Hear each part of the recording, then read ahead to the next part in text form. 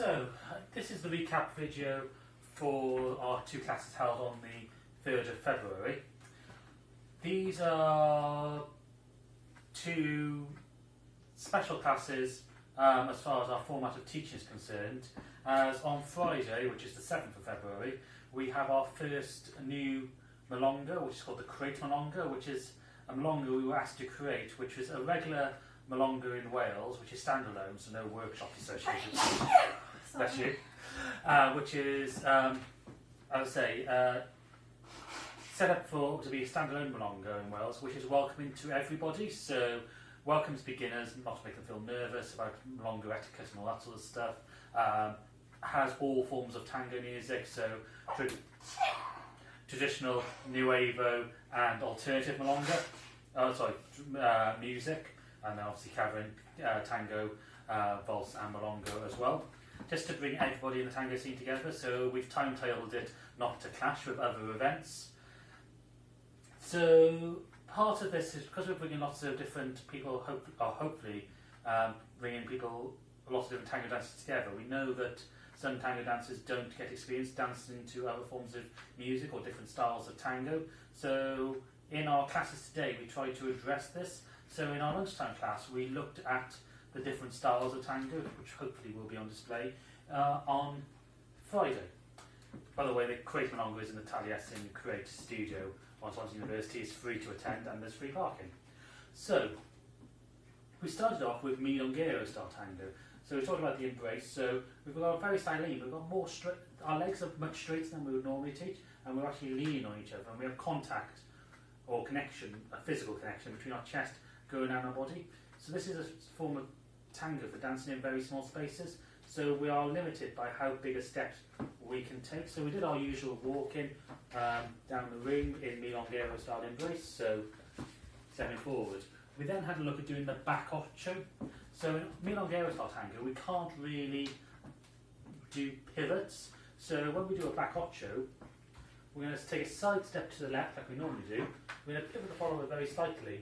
And because you can't pivot over this, we have to step forward and to the side slightly.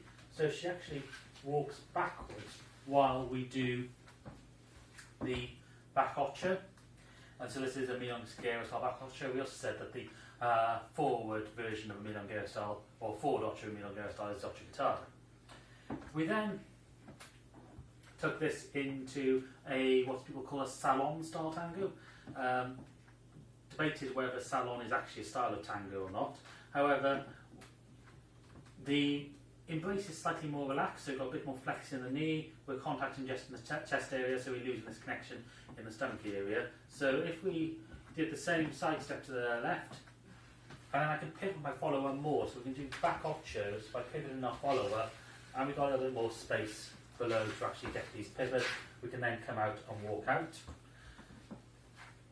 Finally, we looked at a Nuevo style ocho, well, not finally, but so Nuevo tango, again, not actually a style of tango, but so we looked at the characteristics of this. So where milonguero is very up, and salon is a bit more relaxed, so slightly more grounded.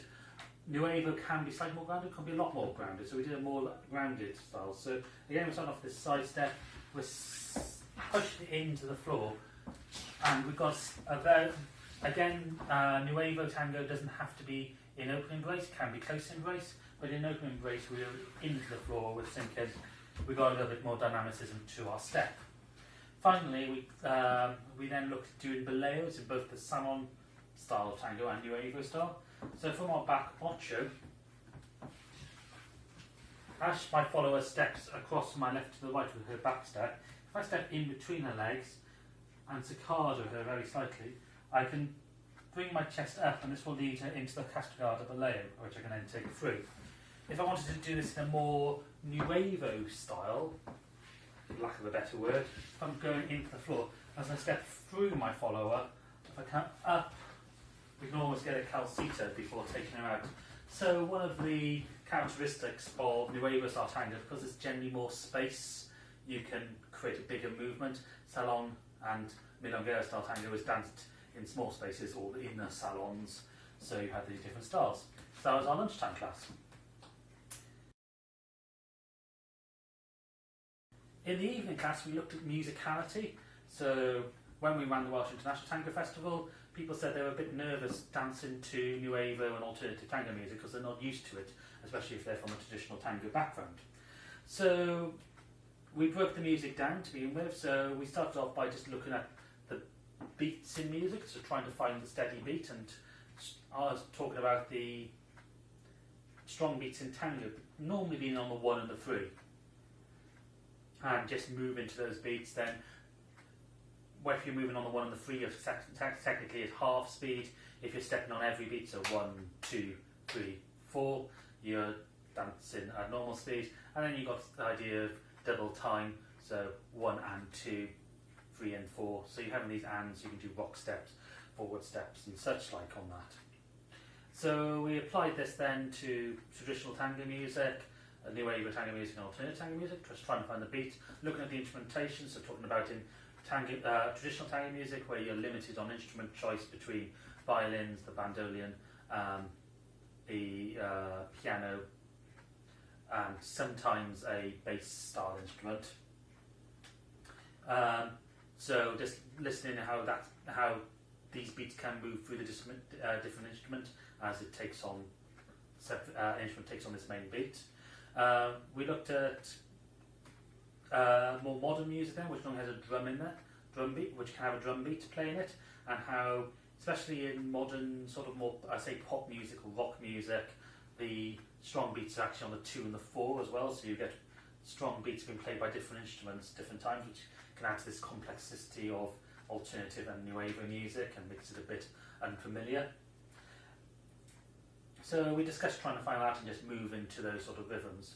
We then looked at moving to the melody, so again this works for all styles of music, because most music does have a melody, and trying to interpret that, looking at the phrase in the music, trying to move through those phrases and reacting to the music. Again, this is very useful if you're dancing to alternative music, because in alternative music the beat can get pulled, it can be sped up, it can be slowed down, it could disappear altogether. So learning to dance the melody and having that sort of musicality is very useful for dancing to that. So we did a few exercises about moving to that. And we had a discussion about what's called improvisational musicality, where you pretend that you're a musician and what you would actually be doing if you were improvising along with the music. It's a very unusual form of it, so it's difficult to actually put any exercises to this. But we did do some forward ochos in the class, and so moving to the melodies, rhythms is very leader focused. However, if I do my forward ocho, putting a side step to left, twisting my chest, pivot my follower around, making her walk past me and then going into my side step, I'll lead her into the forward ocho. I can then let my follower slow her down, and she can do some decorations which allows her to use her own musicality and affect the dance. So if I pivot her around the other side, so you can see these decorations. She can do ones like dragging the foot behind and pivoting around. She can do ones where she brings the foot through in front. She can combine the two together. She can do little circular movements. She can bring the foot up in front into a boleo. She can bring the leg up even higher and do a little circle in front. So if she brings the legs up and circle the foot around. She can swivel backwards, do rolos. Lots of these sort of decorations. And I'm feeling where she is through my embrace. So we talked about how this is quite an advanced skill for the follower to be able to take the time to do these decorations, communicate it to the leader what they want, and then the leader actually giving the follower time to do these, and then interacting through himself. So taking what she's doing and taking that flow and applying it to themselves. So an unusual recap video, and we hope we will see you on Friday in our Milonga in the Taliesin. Thank you for watching. Thank you for watching this Urban Tango Nights recap. If you like these videos, please subscribe to our channel by clicking the logo. You can find more of our class summaries down here and other videos of us dancing tango over here. You can also follow us on Facebook, Instagram, Twitter and Meetup. Links are in the description below, and you can also subscribe to our newsletter using the link below.